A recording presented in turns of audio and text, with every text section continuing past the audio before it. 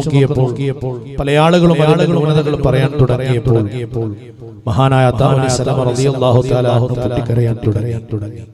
പൊട്ടിക്കരഞ്ഞപ്പോൾ വസ്ത്രം വാങ്ങിക്കാൻ വേണ്ടി വന്ന പല ആളുകളും അത്താഉ സലമ റളിയല്ലാഹു തആല നിർണയിച്ച വസ്ത്രത്തിന്റെ വില തന്നെ നൽകി. ആ വസ്ത്രം വാങ്ങാൻ തയ്യാറായപ്പോൾ മഹാനായ അത്താഉ സലമ റളിയല്ലാഹു തആല വസ്ത്രം കൊടുക്കാൻ തയ്യാറായില്ല.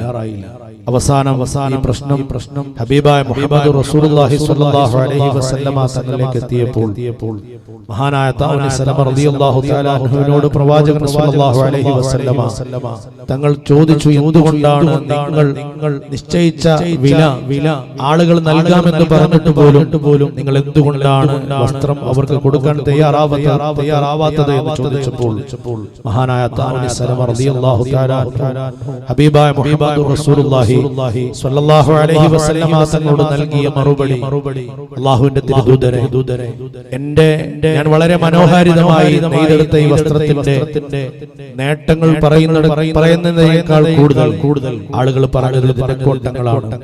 അതുകൊണ്ട് ഇനിയൊരു വസ്ത്രം നെയ്യുകയാണെങ്കിൽ ന്യൂനതകളില്ലാത്ത, കുറവുകളില്ലാത്ത, പ്രയാസങ്ങളില്ലാത്ത നല്ല ഒരു വസ്ത്രം നെയ്തെടുക്കാൻ അത്താഉ കഴിയും.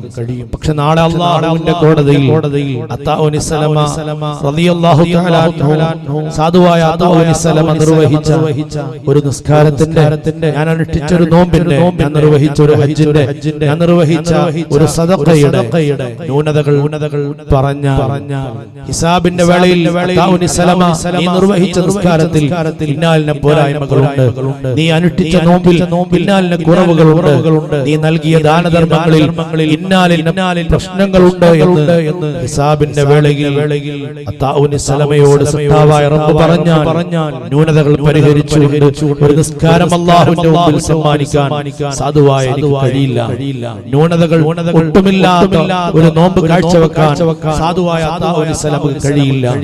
ലോകമാന്യത്തിനല്ലാതെ നല്ല നിയ്യത്തോടുകൂടി സദഖ കൊടുക്കാൻ ആ സമയത്ത് അത്താഉ സലമക്ക് കഴിയില്ല. അതുകൊണ്ടാണ് പ്രവാചകരെ ഞാൻ കരഞ്ഞത് എന്ന് ഹബീബായ മുഹമ്മദ് റസൂലുള്ളാഹി സ്വല്ലല്ലാഹു അലൈഹി വസല്ലമ തങ്ങളോട് അത്താഉ സലമ റളിയല്ലാഹു തആല പറഞ്ഞുവെങ്കിൽ, അല്ലയോ സഹോദരങ്ങളെ, മുഅ്മിനീങ്ങളെ, നാം ചിന്തിക്കേണ്ടത് ഹബീബായ മുഹമ്മദ് റസൂലുള്ളാഹി സ്വല്ലല്ലാഹു അലൈഹി വസല്ലമ തങ്ങളോട് സഹോദരങ്ങളെ, നിങ്ങൾക്കൊക്കെ ഒരു ഹിസാബ് വരാനുണ്ട്.